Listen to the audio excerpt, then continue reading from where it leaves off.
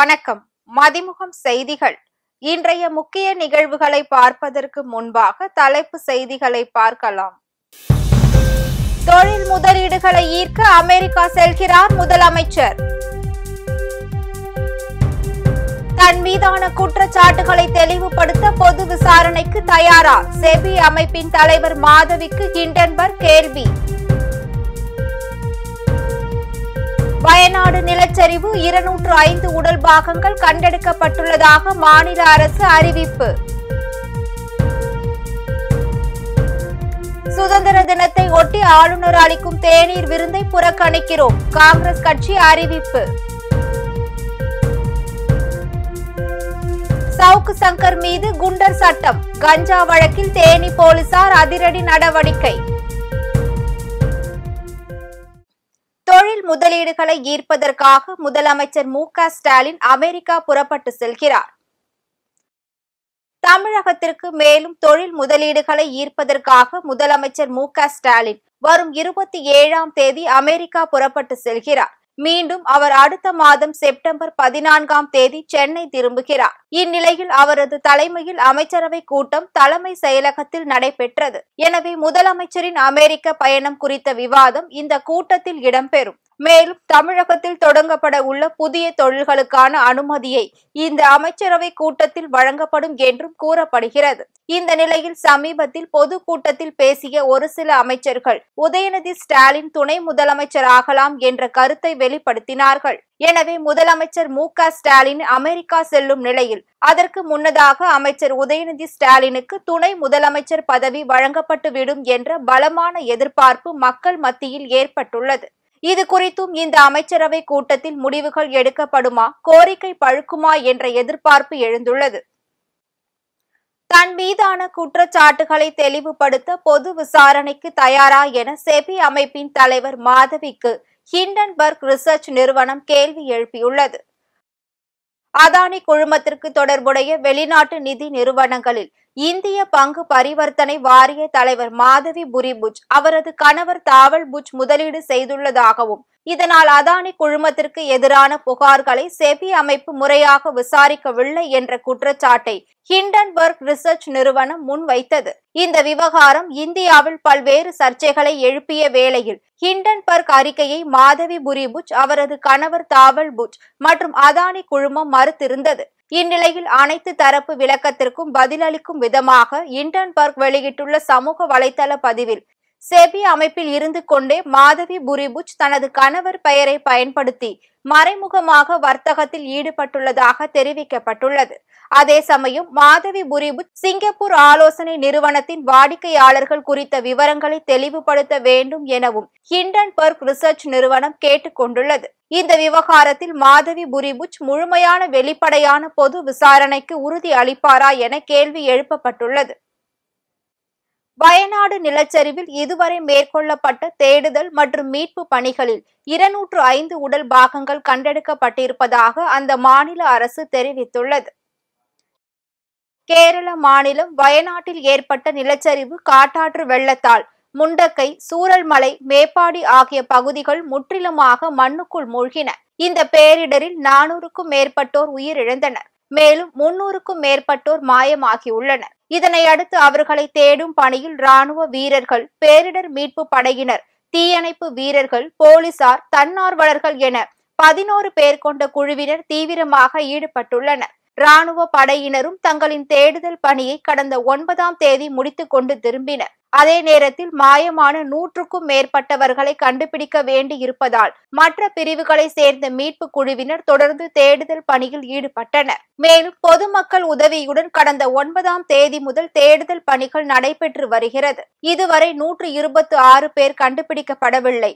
1000க்கும் மேற்பட்டோர் நிவாரண முகாம்களில் தங்க வைக்கப்பட்டுள்ளனர். இந்நிலையில் இந்த மீட்பு பணிகளில் தற்போது வரை 200க்கும் மேற்பட்ட உடல் பாகங்கள் கண்டெடுக்கப்பட்டுள்ளதாக அந்த மாநில வருவாய்த்துறை அமைச்சர் கே. ராஜன் தெரிவித்துள்ளார்.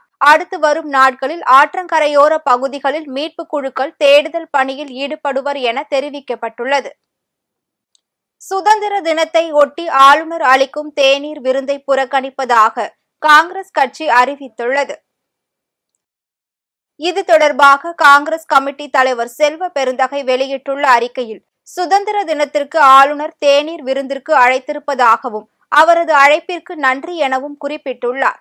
கடந்த 70 ஆண்டுகளில் இல்லாத அளவிற்கு நரேந்திர மோடியின் ஆட்சி காலத்தில் ஆளுநர்களின் செயல்பாடுகள் கட்சி அரசியல் சார்ந்ததாக அமைவதில் மக்களாட்சியின் மாண்புகள் சீர்குலைக்கப்படுவதாக குற்றம் சாட்டியுள்ளார். அவ்வகையில் தமிழ்நாட்டின் ஆளுநராக பதவியேற்ற நாளில் இருந்து தமிழ்நாட்டின் நலனுக்கும் மக்களால் தேர்ந்தெடுக்கப்பட்ட அரசுக்கும் எதிராகவே தமிழ்நாட்டின் ஆளுநர் RN ரவியின் செயல்பாடுகள் இருப்பதாகவும் குறிப்பிட்டுள்ளார். மாநிலத்தில் உள்ள பல்கலைக்கழகங்களில் துணைவேந்தர்கள் நியமிப்பதில் முட்டுக்கட்டை போடுவதால் பட்டப்படிப்பு முடிந்தும் மாணவர்களுக்கு பட்டமளிப்பு நிகழ்வு நடைபெறுவதில் தாமதம் ஏற்படுவதாகவும் குறிப்பிட்டுள்ளார். மேலும் ஆளுநர் பதவிக்காலம் முடிந்தும் அந்த பதவியில் தொடர்வது அரசமைப்புக்கு எதிரானது எனவும், அதனால் ஆளுநர் அளிக்கும் தேநீர் விருந்தை தமிழ்நாடு காங்கிரஸ் சார்பாக புறக்கணிக்கிறோம் என்று அந்த அறிக்கையில் குறிப்பிட்டுள்ளார்.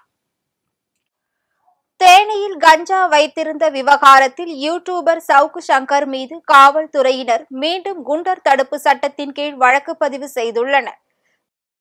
பெண் காவலர்கள் குறித்து சர்ச்சைக்குரிய வகையில் கருத்து தெரிவித்த விவகாரத்தில் பிரபல யூடியூபர் சவுக்கு சங்கரை காவல்துறையினர் தேனியில் கைது செய்தனர். தேனியில் தனியார் விடுதியில் தங்கியிருந்த சவுக்கு சங்கரிடம் கஞ்சா இருந்ததாக அப்போது புதிய வழக்கு பதிவு செய்யப்பட்டது. மேலும் பெண் காவலர்கள் குறித்து சர்ச்சை கருத்து தெரிவித்த விவகாரத்தில் தமிழகத்தின் பல்வேறு பகுதிகளிலும் 16 வழக்குகள் பதிவு செய்யப்பட்டது. சவுக்கு சங்கர் மீதான வழக்குகள் தொடர்ந்ததை தொடர்ந்து அவர் குண்டர் சட்டத்தின் கீழ் கைது செய்யப்பட்டார். ஆனால் குண்டர் சட்ட நடவடிக்கையை ரத்து செய்ய கோரி சவுக்கு சங்கரின் தாயார் சென்னை உயர்நீதிமன்றத்தில் வழக்கு தொடர்ந்திருந்தார். அதனை விசாரித்த நீதிமன்றம் குண்டர் தடுப்பு சட்ட நடவடிக்கையை ரத்து செய்து உத்தரவிட்டது. இந்நிலையில் தற்போது தேனியில் கஞ்சா வைத்திருந்த விவகாரத்தில் சவுக்கு சங்கர் மீது காவல்துறையினர் குண்டர் தடுப்பு சட்டத்தின் கீழ் நடவடிக்கை மேற்கொண்டுள்ளனர். தேனி நகர காவல் ஆய்வாளர் உதயகுமார் தலைமையிலான காவல்துறையினர் கஞ்சா வைத்திருந்த விவகாரத்தில் சவுக்கு சங்கர் மீது குண்டர் சட்டத்தின் கீழ் வழக்கு பதிவு செய்துள்ளனர். தேசிய தரவரிசையில் சிறந்த கல்வி நிலையம் மற்றும் சிறந்த பொறியியல் கல்லூரி ஆகிய பிரிவுகளில் அண்ணா பல்கலைக்கழகம் பின்னடைவை சந்தித்துள்ளது. உயர்கல்வி நிறுவனங்களுக்கான தேசிய தரவரிசை பட்டியலை ஒன்றிய அரசு வெளியிட்டுள்ளது. அதில் தேசிய அளவில் சிறந்த கல்லூரிகள் என்ற பிரிவில் கடந்த ஆண்டு 18வது இடத்தை பிடித்த அண்ணா பல்கலைக்கழகம் இந்த ஆண்டு 20வது இடத்திற்கு தள்ளப்பட்டுள்ளது. அதேபோல் சிறந்த பொறியியல் கல்லூரிகள் என்ற பிரிவில் கடந்த ஆண்டு 13வது இடத்தை பிடித்த அண்ணா பல்கலைக்கழகம் இந்த ஆண்டு ஒரு இடம் பின்தங்கி 14வது இடத்தை பிடித்துள்ளது. சிறந்த பல்கலைக்கழகங்கள் என்ற பிரிவில் கடந்த ஆண்டு 14வது இடத்தை பிடித்த அண்ணா பல்கலைக்கழகம் இந்த ஆண்டு ஒரு இடம் முன்னேறி 13வது இடத்தை பிடித்துள்ளது. அதே நேரத்தில் சிறந்த மாநில பல்கலைக்கழகம் என்ற பிரிவில் அண்ணா பல்கலைக்கழகம் முதல் இடத்தில் உள்ளது. மார்க்சிஸ்ட் கம்யூனிஸ்ட் கட்சி பொதுச் செயலாளர் சீதாராம் ஜெயசூரிக்கு முதலமைச்சர் மு.க.ஸ்டாலின் பிறந்தநாள் வாழ்த்து தெரிவித்துள்ளார். தமிழ்நாடு முதலமைச்சர் மு.க.ஸ்டாலின் வெளியிட்டுள்ள சமூக வலைதள பதிவில் மார்க்சிஸ்ட் கம்யூனிஸ்ட் கட்சியின் பொதுச் செயலாளர் சீதாராம் ஜெயசூரிக்கு பிறந்தநாள் வாழ்த்துக்கள் என குறிப்பிட்டுள்ளார்.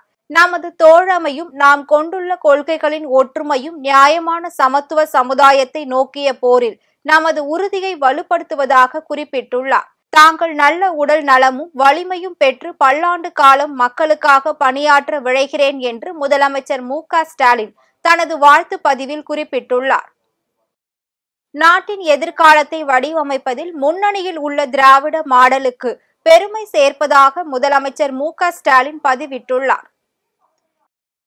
இந்தியாவின் கல்வி மையமாக தமிழகம் தொடர்ந்து ஜொலிக்கிறது என்று முதலமைச்சர் மு.க.ஸ்டாலின் பதிவிட்டுள்ளார். மேலும் அந்த பதிவில் நாட்டின் எதிர்காலத்தை வடிவமைப்பதில் முன்னணியில் உள்ள திராவிட மாடலுக்கு பெருமையான தருணம், நான் முதல்வன் போன்ற முதன்மை திட்டங்களால் மாணவர்கள் உயர்கல்வியில் உச்சங்களை தொடுவார்கள் என்று தெரிவித்துள்ளார்.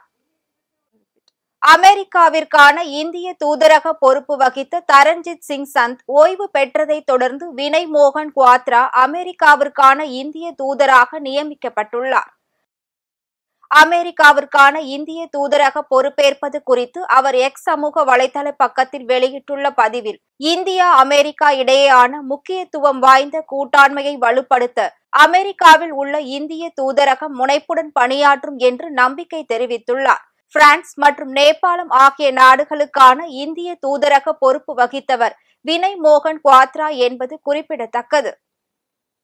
எதிர்க்கட்சிகளை பழிவாங்குவதை தொடர்ந்து விளையாட்டுத் துறையில் குரல் எழுப்புபவர்களையும் பழிவாங்குகிறார்கள் என வினேஷ் போகத் தகுதி நீக்கம் செய்யப்பட்ட விவகாரத்தில் பாஜகவை தமிழ்நாடு காங்கிரஸ் கமிட்டி தலைவர் செல்வ பெருந்தகை சாடியுள்ளார். மல்யுத்த வீராங்கனை வினேஷ் போகத் ஒலிம்பிக்கில் 100 கிராம் எடை அதிகமாக இருந்ததால் தகுதி நீக்கம் செய்து அநீதி இழைக்கப்பட்டதை கண்டித்து தமிழ்நாடு காங்கிரஸ் விளையாட்டுத் துறையின் சார்பில் சென்னை சத்தியமூர்த்தி பவனில் கண்டன ஆர்ப்பாட்டம் நடைபெற்றது. இந்த ஆர்ப்பாட்டத்திற்கு காங்கிரஸ் விளையாட்டுத் துறையின் தலைவர் பெரம்பூர் நிசார் தலைமை வகித்தார். தமிழ்நாடு காங்கிரஸ் தலைவர் செல்வ பெருந்தகை கண்டன உரை ஆற்றினார். அதனைத் தொடர்ந்து செய்தியாளர்களை சந்தித்த செல்வ பெருந்தகை எதிர்க்கட்சிகளை பழிவாங்குவதை தொடர்ந்து விளையாட்டுத் துறையில் குரல் எழுப்புபவர்களையும் பழிவாங்குகிறார்கள் என வினேஷ் போகத் தகுதி நீக்கம் செய்யப்பட்ட விவகாரத்தில் பாஜகவை சாடினார்.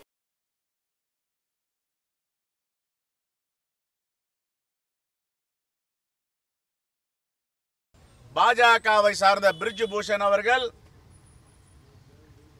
பாலியல் வன்புணர்வில் ஈடுபட்டார் என்ற குற்றச்சாட்டு எழுந்தது.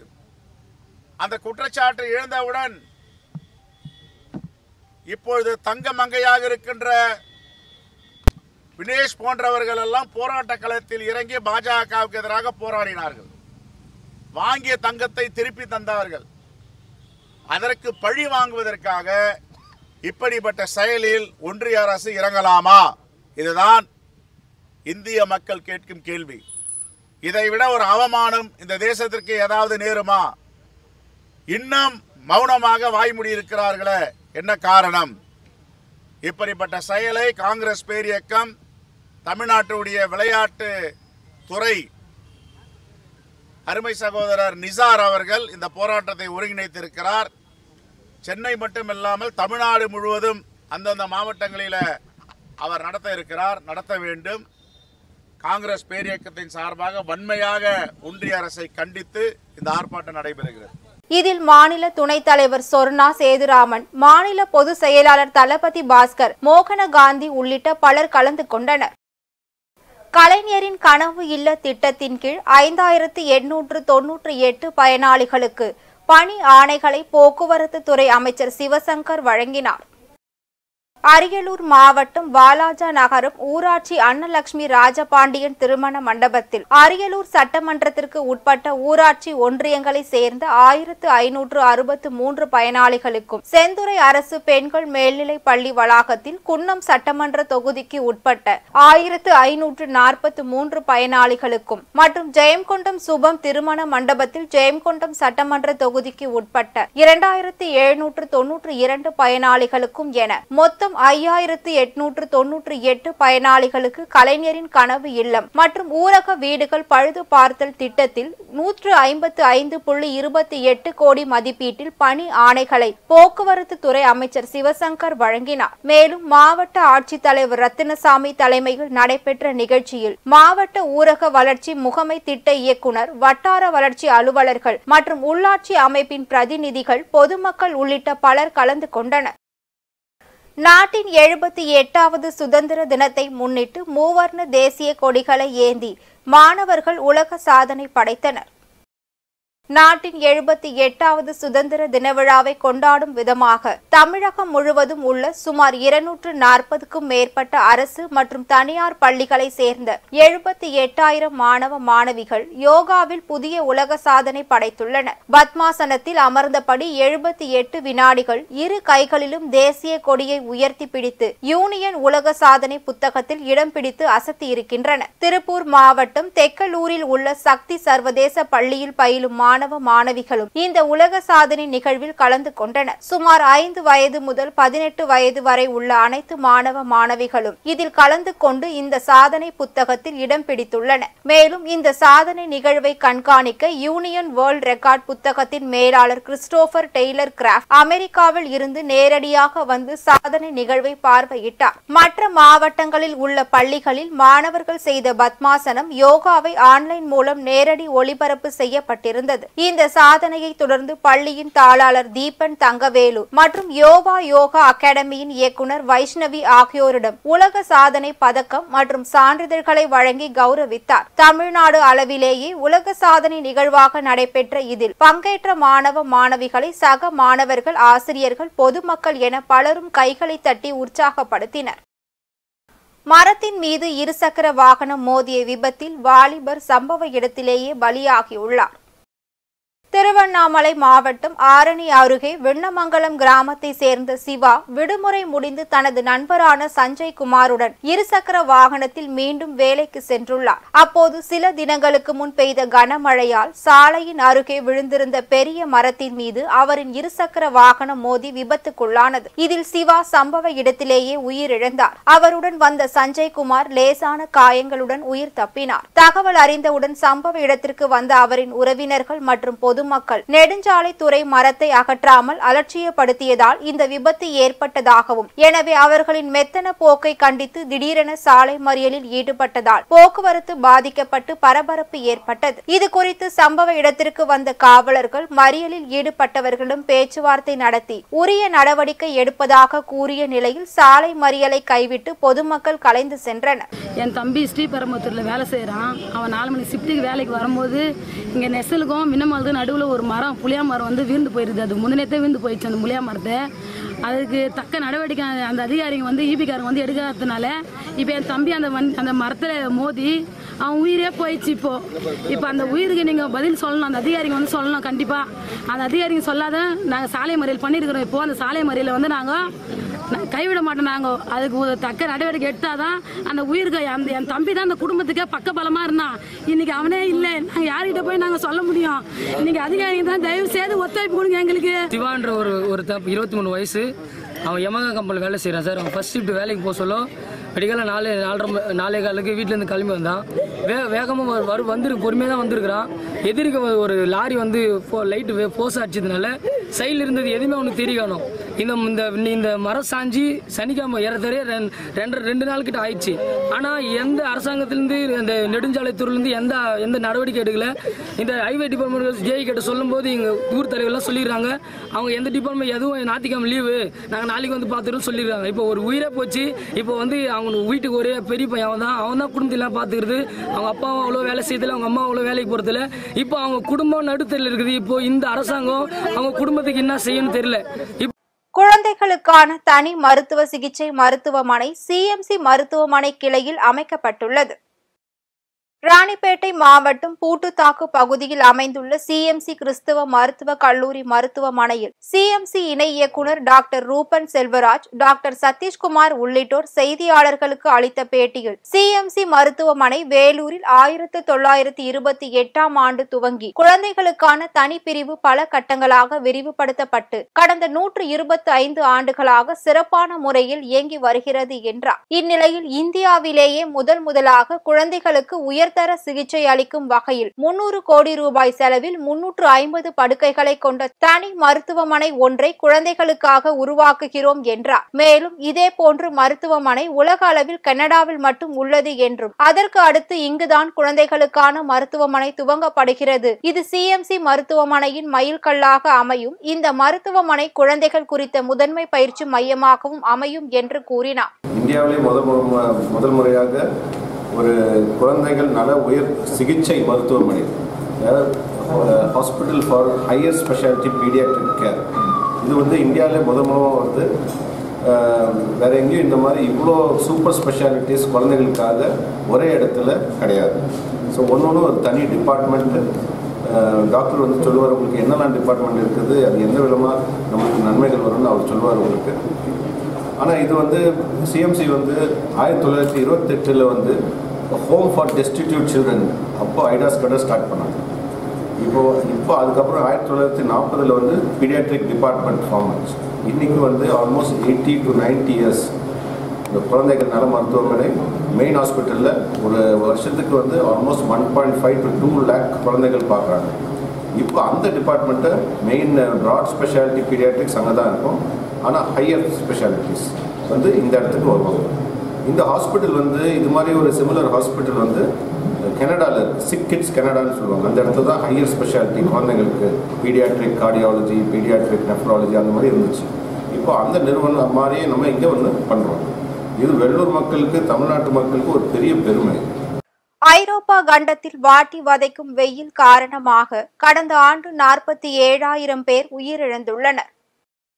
ஐரோப்பா கண்டத்தில் இதுவரை இல்லாத அளவு வெயில் வாட்டி வதைக்கிறது. அதன் காரணமாக மக்கள் அவதிப்பட்டு வருகின்றனர். இது குறித்து ஸ்பெயினில் உள்ள உலக சுகாதார தரத்திற்கான பார்சிலோனா அறிவியல் மையம் ஆய்வு ஒன்றை நடத்தியுள்ளது. அந்த ஆய்வில் ஐரோப்பா கண்டத்தில் உள்ள 35 நாடுகளில் 823 பகுதிகளில் பதிவான வெப்ப அளவு, உயிரிழப்பு ஆகியவற்றை அடிப்படையாக வைத்து நடத்தப்பட்டது. இந்நிலையில் தற்போது வெளியாகி உள்ள அந்த அறிக்கையில் கூறப்பட்டுள்ளதாவது: பருவநிலை பிரச்சினை காரணமாக ஐரோப்பா கண்டத்தில் இதுவரை இல்லாத அளவு வெப்ப அலை வீசுகிறது என்றும் இதனால் வனப்பகுதிகள் பற்றி எரிகின்றன என்றும் தெரிவித்துள்ளன. மேலும் கடந்த 2023 47,690 பேர் இதனால் உயிரிழந்துள்ளனர் என்றும் இது கடந்த 2022 காட்டிலும் குறைவு என்றும் அந்த ஆய்வில் தெரிவிக்கப்பட்டுள்ளது. மேலும் உயிரிழந்தவர்களில் ஆண்களை விட பெண்கள் 55% பேர் உயிரிழந்துள்ளனர். அதிலும் மொத்த எண்ணிக்கையில் 80 வயதுக்கு மேற்பட்டவர்களே அதிகமாக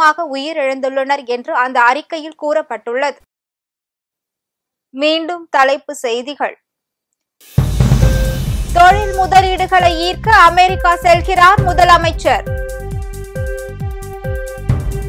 தன் மீதான குற்றச்சாட்டுகளை தெளிவுபடுத்த பொது விசாரணைக்கு தயாரா? செபி அமைப்பின் தலைவர் மாதவிக்கு ஹிண்டன்பர்க் கேள்வி.